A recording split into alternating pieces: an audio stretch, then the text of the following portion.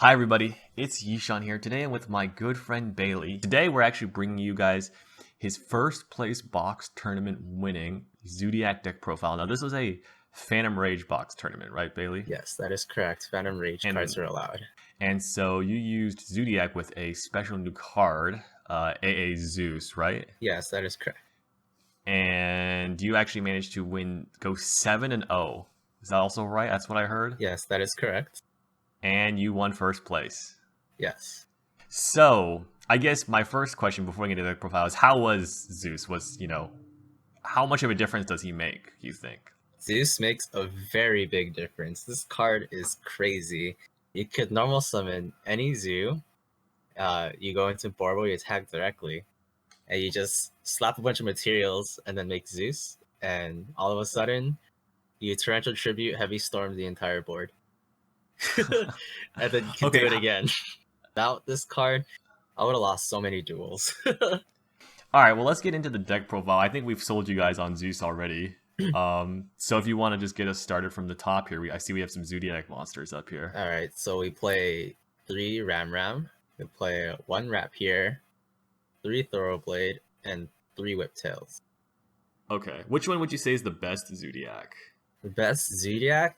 It's pretty hard to say, but I would say Ram is the best one because Ram, interesting. It's the help. Okay, for a few things, it lets you negate Imperm. So let's say you went first. Ooh. Okay. And you have just the tanky. The best one to add is Ram definitely, because Rapier you could play into like an ogre, but if you add Ram, you just normal it, and then you XYZ 2 times, then slap Trident on top. They can't Impermanence it because you could just negate the Impermanence.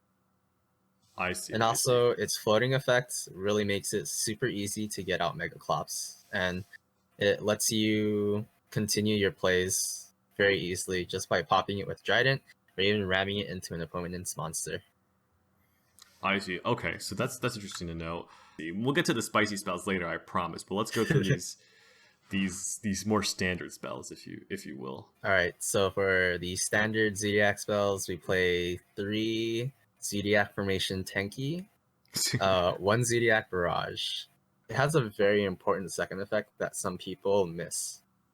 Okay. So I used the second effect one time to play around in Nibiru that gave me game.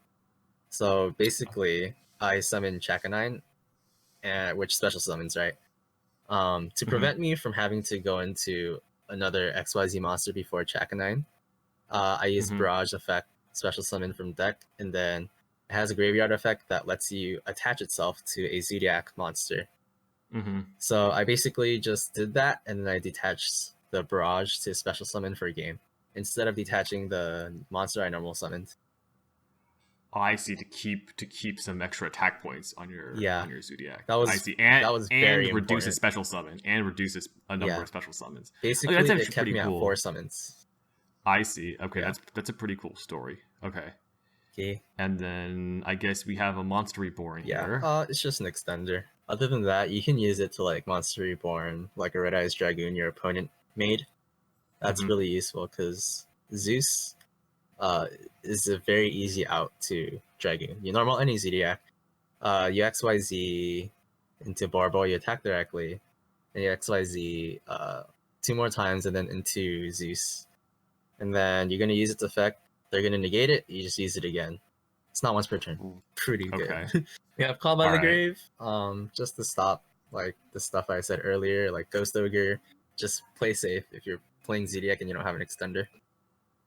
Okay, that's a good lesson to all of you that are interested in trying out this deck. This deck does have a very good safe option. So, yeah. Okay. But most importantly, you can Call by the Grave a Miscellaneous Source. That is huge. Very huge. That won me. I see, That won me all my Dino matchups. Call by the Grave. 2 Pot of Desires, because you want to see it sometimes, but not all the time. Okay. the classic reasoning for playing 2. Okay. If you activate Desires, you don't want to draw into 2 Desires. It feels bad. I will say that, like, you know, if I'm playing Grand Maju, I like to run 3 Desires. And of course, it's a totally different deck. I will say Zoodiac, the games tend to take more than 1 turn. And the longer these duels go on, the more and more likely that if you're running 3 desires, you're going to see another one. So it's not just like if you're doing your probability calculations, it's important not just to ignore that there could be more than one turn in the game, because there's a lot more draws than just the first turn if you're playing Zoodiac. Because I mean, I would assume this is somewhat of a grindy deck. Yeah, it's very grindy. Very grindy. Okay, so And yeah, if you run too many desires, you kind of run out of grinds. Okay, I see. All right, I'm staring at this next card, Pot of Avarice. Now it's at 3 right now, but you only choose to run 1. Is there a reason for that? So as a card alone, it's not very good. So you don't want to clog your hand with it. But it's at 1 because in the grind game, it's very important to just shuffle back your stuff. Like Dryden's at 1, and you sometimes can't special it back, or you've ran out of Zoodiacs, or you've ran out of Zeus. Just Pot of Avarice and then draw 2. So next we have 1 triple tactics talent. Another one of, okay. So I didn't know what to play instead of triple tactics talent. I just wanted a strong card. Also, it's once per turn. I just wanted it like if your opponent hand traps you, you just use one of those effects. I never really used this card.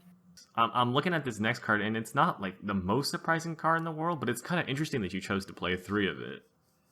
Okay, so Twin Twisters, the reason why I play it at 3 is because I was really afraid of going second against Prank Kids.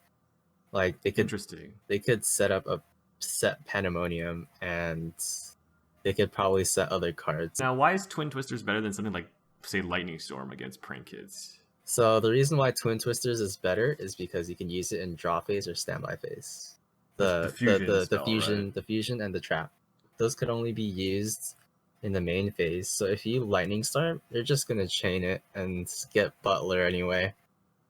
And 3 other monsters. So just Twin Twisters target 2 back row and hope one of them is Pandemonium.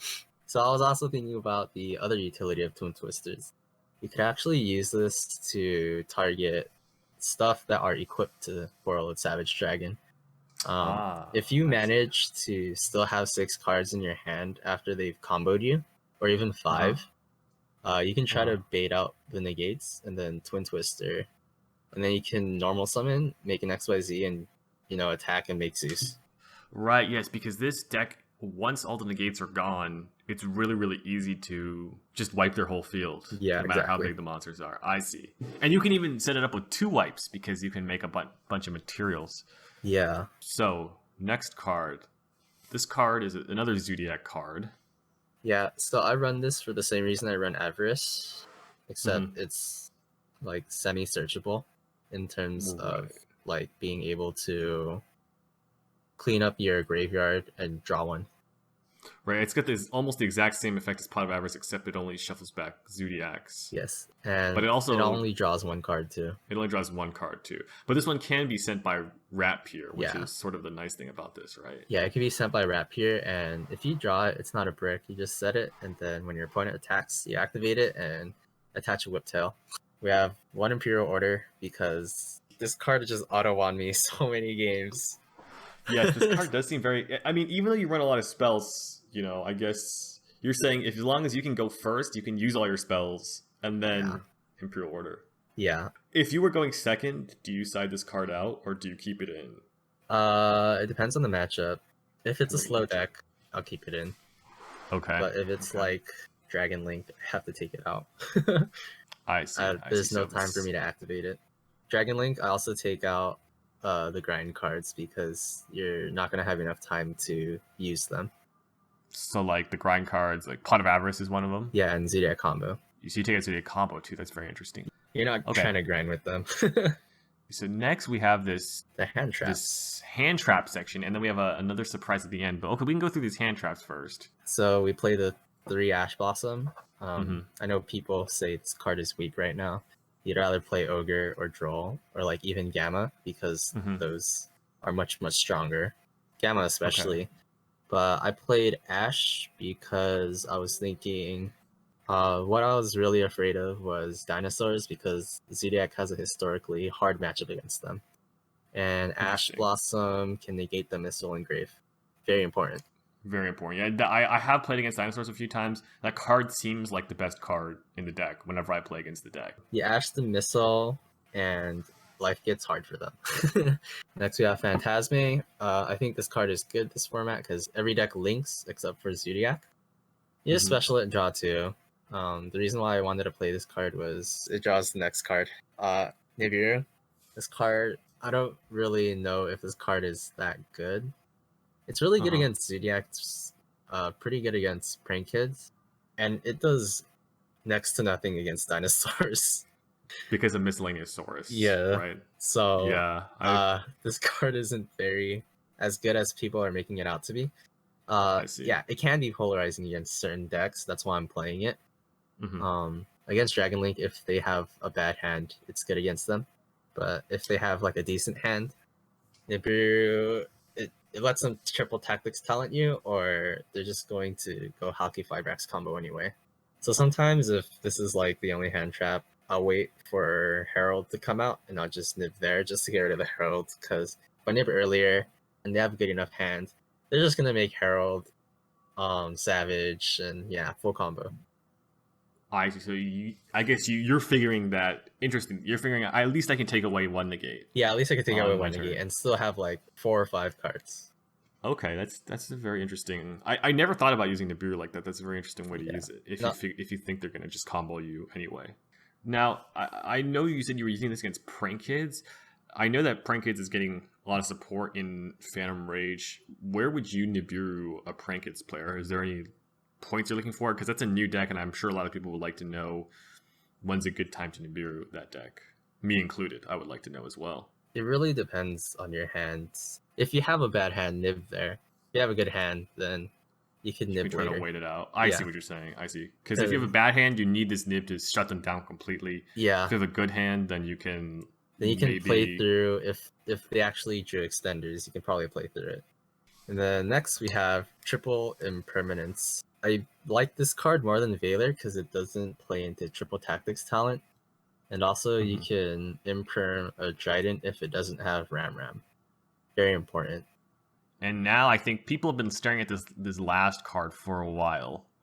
Now it's Book of Moon, and Book of Moon recently just came off the ban list. Now, Limited why Book of Moon, and why 3 Book of Moon? That means you thought this card was quite good. Yeah, so the night before the first round, I was like, wait. I asked my friends, like, how do I beat Zoodiac in the mirror? And one of them said, Book of Moon. And I was like, Book of Moon? Wait, I should be playing that because it's good going first and second. That is true. That is true. It's defensive and it can help break boards. Yeah. Yeah. So the reason why I chose Book of Moon, because Zoodiac, if they have a Trident, Zeus, Book of Moon, call it a day. If you're going first and you have this, you just set it. If your opponent normal summons a Prank Kid, Book of Moon. I guess you just found that Book of Moon was a good card in this style of deck specifically. I guess I should say the reason why I chose Zoodiac to begin with was because out of all other 1-card decks, this deck can flex the most flex picks. Would it be safe to say that if you played this deck again, you would definitely play 3 Book of Moon? Yes, I would definitely play Book of Moon. This card saved me a lot. One more thing about Book of Moon. You can Book of Moon a Savage, and then all its equips will fall off. Right, because the equip spells can't be equipped to face down monsters. Yeah, and it loses all its counters. So Book of Moon is MVP. I think if you can find Space Spirit, definitely play it. Okay. Here we go. We got some side deck cards. So I'll start with Artifact Lancia. This card is good against most decks this format. It's decent against Dragon Link, actually. It just makes it so you don't get Levianeered, but they can usually still combo through this. But mostly, this card was for Invoked. It's the activate Invocation, you chain this, and they lose the Invocation. And also, one other thing, this card was very important against Dinos. I cited this in every Dino matchup. You need to, or else they make ECT, and you can't play. We have DD Crow next. Same reasoning for... You can banish like an Alistair in the graveyard. But most importantly, the DD Crows for Miscellaneousaurus. I see. Because the Dino matchup is historically very hard. Next we have Dinosaur Pankratops. It's just a good going second card. 2600 attack over something, pop a card, call it a day. Yeah, I love this card too. Or it's great. Just special it, pop a card, call it a day. Do you think when I think it's called Alpha King of Beasts now in the TCG, do you think you'll try to find a home for it in this side deck when that card comes out? I was legal for this tournament, so I guess you chose not to play it. I chose not to play it because one of my friends from the OCG showed me that nobody really played it in OCG. But I think actually it's a very important card. I regret not playing it. Okay. I think it's better than some hand traps. You just special it. The seal kind of has to like return it back to the hand, which in that case you just special it again. I see. Yeah, that card is really good, and it's 3k attack. That's crazy. The fact that you can special it more than once per turn is already nuts. Yeah. So I would find space. I would actually take out the next card. Okay, next so card. Effect Veiler. I chose this card just because I need another hand trap. It's not that strong. I forgot Ogre existed. That's why I chose Effect Veiler over it. I'll be honest. Okay. But going forward, I wouldn't pick Ogre over Veiler anyway. I would pick the Zoo King because that card takes away a lot of stuff. Next card we have an interesting one, yeah. Yeah. So it's the Ice Dragon's Prison. I think this card belongs in basically every side deck if you're not maining it. This card is nuts. So for Dragon Link, you just banish this and a Romulus or whatever you want. And they have to have extenders. Most importantly, it's for dinosaurs again. Dinosaurs. There's a lot of dinosaur hate. A lot of dinosaur hate, okay. Because, once again, historically hard matchup. I mean, that seems pretty good. They discard Misk. If they have any dinosaur on the field, you can just chain right away, and you'll actually be able to banish it still. On the field. Sometimes they will normal summon OV, add missile, and you're just like, oh my god, yes, discard that missile. They discard the missile, and you chain Ice Dragon's Prison. And if they don't have the second missile, it's pretty rough for them. Then another neat thing that you can do if they don't have one of those, like a dinosaur, you can special summon like one of the link monsters they have in the graveyard, and then you can banish the token that they gave you with Lost Worlds and like the UCT if it's in battle phase. Oh, I see. Because you don't have to banish the monster you summon. Nope. I see. I didn't even think about that. I always tunnel vision into the one I summon, but you don't even have to do that. Okay. Yeah, you don't have to do that. You can banish something else. Against Zoodiac, it's really good. You just banish the Trident. They can't play with Trident the rest of the duel. Okay. And against Infernobles, they're all warriors, so pretty obvious there. Right. Yeah, there's a lot. It's very similar to There Can Be Only One, except obviously you can't play There Can Be Only One in this deck. So you just go with Ice Dragon's Prison. Yeah. And then we have a Solemn Judgment. I just played this because Lightning Storm is scary, Harpy's Feather Duster is scary sometimes because you run Book of Moon. And also just because so many normal summons, just Judgment. Yeah, I think one pattern I noticed is it's similar to Book of Moon. A big reason why Book of Moon is good is there's a lot of these decks that are just like, I'm relying on my normal summon, like Prank Kids, Zoodiacs. These decks seem to like really, they need their normal summon to be face up on the field. Basically. Yeah, so Judgment. Yeah, Judgment's good. Judgment's really good. But I just like playing this card because I'm scared of board wipes. On to the extra. So we play Drill Driver Vespinato. I actually didn't know about this card until, again, my friend told me. In the late game, normal summon the Zoodiac, make check a 9.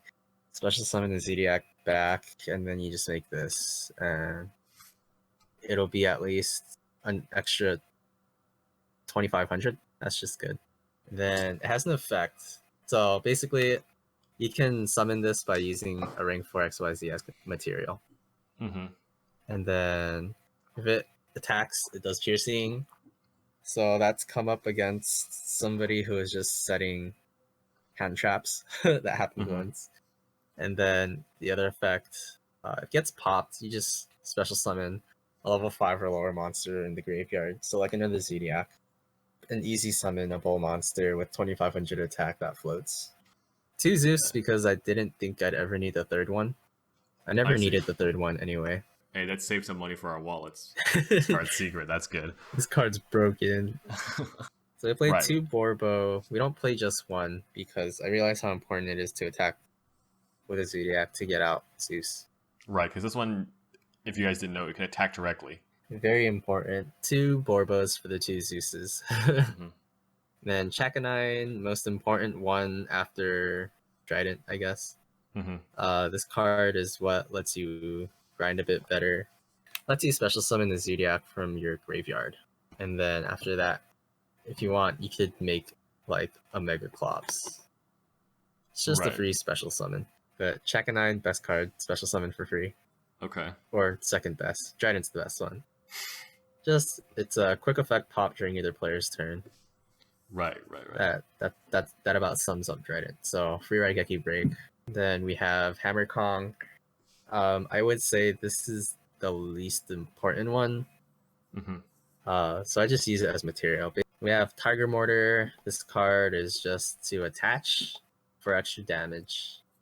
Or let's say you check a 9, special back your Trident. You can make a Tiger Mortar and then attach something to that Trident. So now you have Trident with a pop again. Mm-hmm. Mm-hmm. I see. So Tiger Mortar is really good in that regard. But still, check a 9 is MVP because it specials back the Trident in the first place. And then we play Mega Clops. And so if you make this mid-late game, you should be able to beat the Dino player because they can't out this.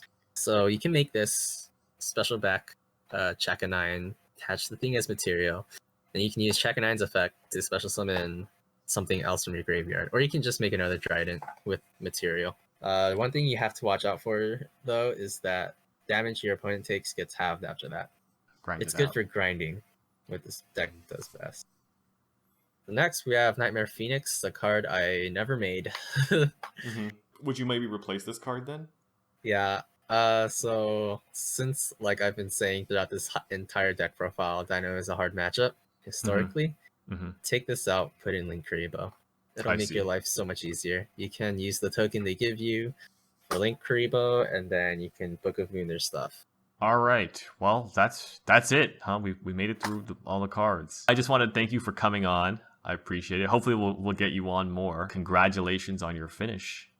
Thank you. Hope you enjoy your prizes. Yeah, hopefully we can see more of your spicy builds on this channel. So I want to give a shout out. Okay. I want to give a shout out to Shu Huizhu. He is the guy. He is the main reason why I chose Zoodiac over Praying Kids. Yeah, he's one of our OCG friends. Yeah, he's the one who came up with the inspiration for Book of Moon and Twin Twisters. He said to beat Prank Kids, just Twin Twister during standby phase. And I'm like, that's a good idea. And Zoodiac has no problem flexing that because main deck space, very, very little dedicated to Zoodiacs. And then he mentioned Book of Moon, which was like, oh, yeah, I'm going to take this concept into other decks too, actually. Book of Moon is just really good this format. I guess I want to thank everyone for watching, and hopefully we'll be able to see you guys in the next video.